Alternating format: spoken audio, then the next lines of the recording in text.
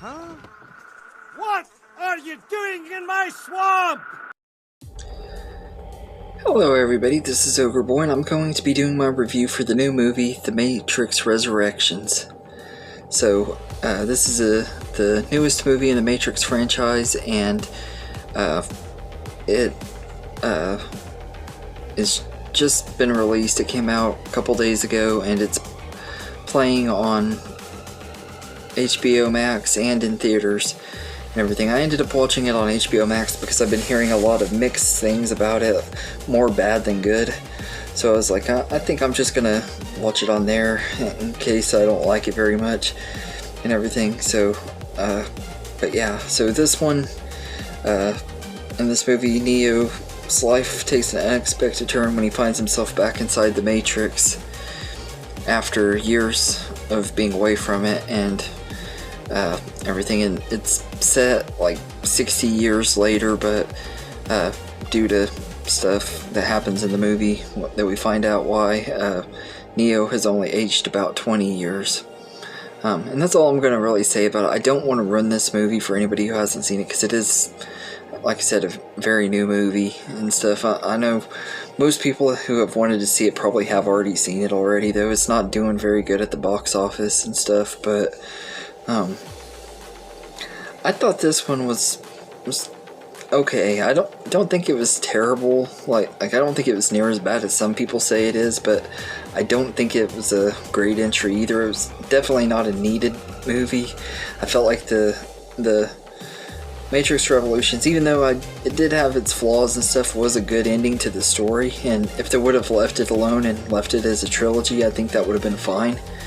And this stuff does undo a lot of stuff from the trilogy, which you kind of had to do it. If you've seen the trailers, you know that. I'm not going to say how it undoes everything, but it does undo some stuff in here that I know has ticked off a lot of people. A lot of people don't like this movie because of that, and it does have a lot of callbacks to the original and everything, which I like and don't like. Like, it's kind of a mixed bag on that. It felt like they were trying to remind people why they love the Matrix movies by reminding us every little bit of little things from the first one and stuff like that. It just, some of it worked and some of it was just kind of eye-rolling, nostalgia bait stuff that didn't really work very well. And the action in this is definitely not near as good as it is in some of the previous movies. I actually think it has the worst action out of all of the movies in the franchise, which is pretty sad seeing it such a new movie. You'd think that they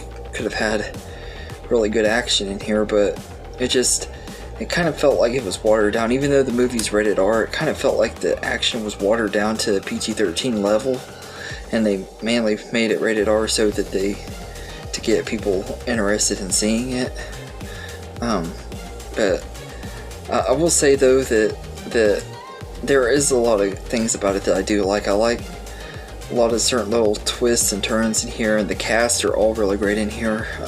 I think that Keanu Reeves is once again excellent as Neo. He's not quite as good as he was in those first three movies and stuff, but he's still a lot of fun. He doesn't have as much fighting and stuff in here, which was one of the big disappointments for me and everything, but most of the movie it's him trying to remember the events. And there's a lot of meta stuff in this movie too that I didn't expect was going to be in here. I knew it was going to be in here though, because of watching other people's reviews before I actually saw this movie. So I knew about it, but I didn't expect they were going to have meta humor and stuff in here from the trailers and everything. And when I heard people talking about it, I was like, that sounds new and could be interesting or ruin the movie.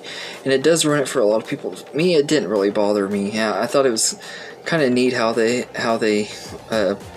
added the meta stuff in here. To me, it kind of worked and everything. I thought that was kind of interesting, except it was kind of annoying that they name dropped Warner Brothers in the movie. Well, I thought that was kind of dumb and everything. And some of the dialogue is kind of bad, but really, Reloaded and Revolutions both had bad dialogue too, and I think that even the first one had a little bit of bad dialogue. So dialogue isn't like one of the best aspects of these movies anyway, so it doesn't really bother me too bad. I think the first one had the best dialogue out of all of them though, and this movie tries to rebuild the world of the Matrix and reintroduce you to it and see what it's like all these years later. And I think they do a decent enough job. It could be better, but I will say the score in this is not near as good as the score in the other movies. I think Don Davis didn't come back. I don't know if maybe he passed away, or maybe he just didn't do it. I'm not actually sure why he didn't come back, but the music in here isn't near as good, and everything in the new cast members some of them are really good and some of them are kind of forgettable characters. A lot of the new side characters, I don't remember any of their names. None of them really stood out.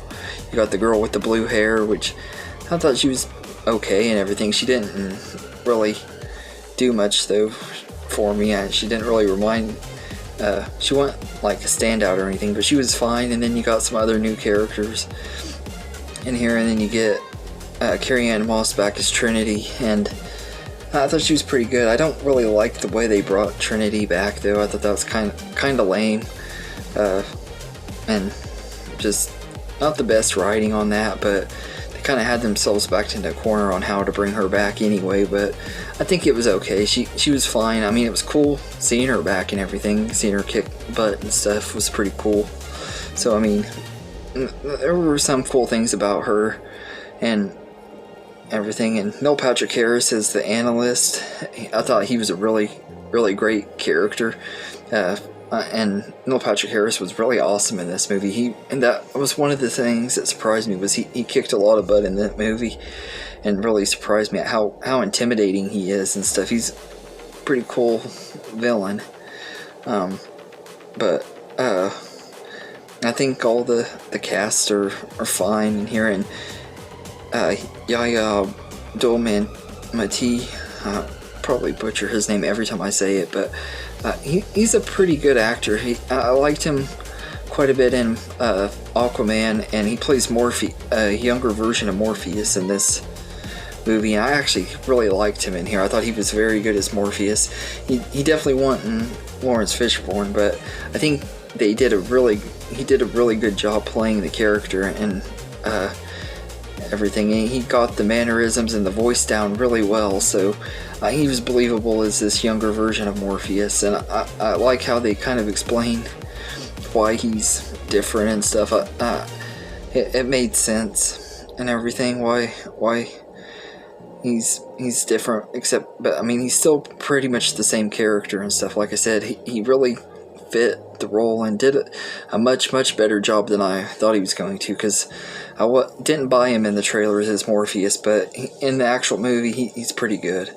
And Jonathan Groff plays I think it's supposed to be Agent Smith. I don't know what the heck they were thinking about having him play him. He's not terrible or anything, he just, I don't buy him as Smith, but I think he was he did the best that he could with what he had to work with and everything, and he was still pretty decent in the role. Just, he didn't have that charm or anything that Hugo Weaving brought to the character. He didn't have that personality that he brought to him and everything, but I thought it was fine as it is. And honestly, I expected a lot worse out of this movie, because I've heard mostly bad about it. Like, everybody I know that I've seen do reviews for it have said they didn't like it. And while it's definitely not a super great movie, it's definitely not super terrible either. It's watchable and everything, and it's a passable sequel. It doesn't really have a good reason to exist other than Warner Brothers just wanting to make some extra cash. It is a cash grab movie, but it's still entertaining enough, and it was fun getting to see these characters back. And it left off at the end where I wouldn't mind seeing a sequel if they do decide to continue it, which, the way this movie is flopping, I really don't think they will. But I liked it enough that if they do a sequel, then that'd be awesome. If they don't really have to make one either, so it's one of those that I could leave or take it if they do, but I wouldn't mind seeing a couple sequels. But this does kind of retread a little bit of stuff from the original and everything. But at the same time, it is a sequel, so it it continues the story pretty decently. I mean, it could have been so much worse, honestly. I didn't have a lot of high hopes for this movie, so and like I said, I wouldn't say it's one of my favorite movies of the year or anything, or it's anything groundbreaking, but I thought it was alright.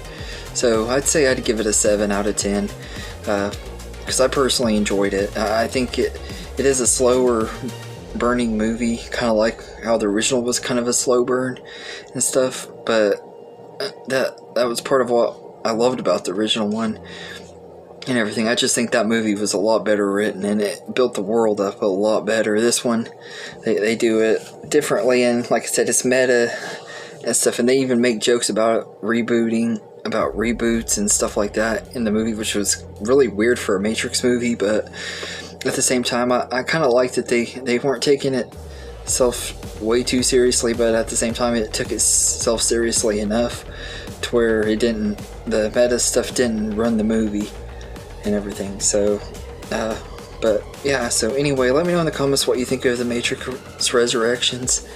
And also, I normally wouldn't do this, but if I were to recommend on how to watch this movie, I would just suggest, if you're not sure about it, just to watch it on HBO, because